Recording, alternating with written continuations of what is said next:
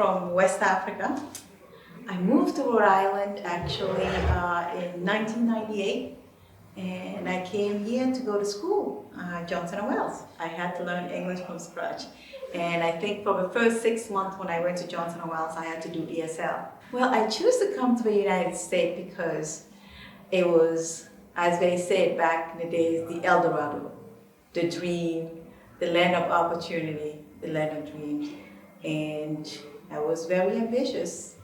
And when I graduated, you know, again, it was a spur of the moment decision and everything kind of fell into place.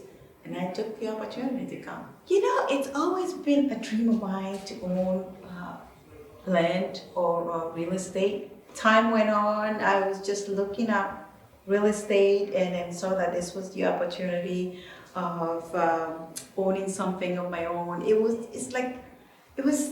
I felt empty without it, because to me, to actually know that I'm accomplishing something, that I'm doing something in my life, I needed to own something. I needed to own a piece of real estate. By the same token, I've always been a business-minded person. So business always, I just looked at it as like an opportunity to own a piece of business of my own. I do. I feel a great job doing it. And you know, I love giving a great place to people to live in. I just feel like everybody deserves to have a place, if you can't own it, but a decent place to go to, you call home, and have a peace of mind. And you know, because when I first came here, I was fortunate that I got a very nice apartment, and just from that moment on, I just kept dreaming, because if I own a piece of real estate, that's what I like to do. So that's why, like, I get these properties and rehab them and have them in decent shape and have good people live in. That goes against every being of a business mind that you have, because it impacts your finances.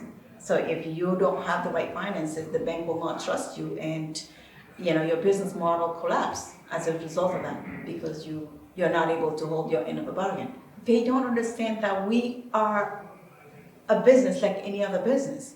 So if you don't allow the tenant to pay, it's like a store. How can you allow someone to go to the store, grab a food, and not have them pay? How could you sustain? Because I invested money in that. In exchange, I return to get something. I expect to get something. It's an investment.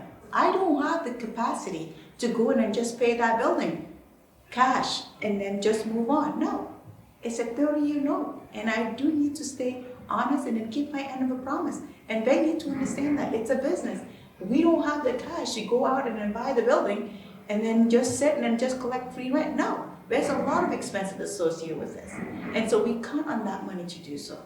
I do believe that creating these laws will definitely hurt the business, because a lot of people will start thinking again, why would I put the little cash that I work hard on and have it go to waste, or have it locked somewhere where I cannot continue to improve my cash flow? So you shouldn't just make these laws just thinking that you're trying to help these people. Again, there's also a shortage of place for people to live. So if you create these laws thinking that you're helping these people, I mean, the landlords are going to be very strict, and if you have any small tarnish on your record, nobody's going to allow you to go in there. You have an eviction in your record? Why would I allow you to come in my building, cause me more headache?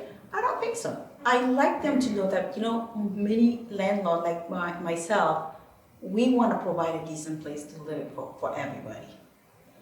We understand life is tough. Sometimes you will come to hardship, but this should not be a way of living that people will come in and take advantage of landlord.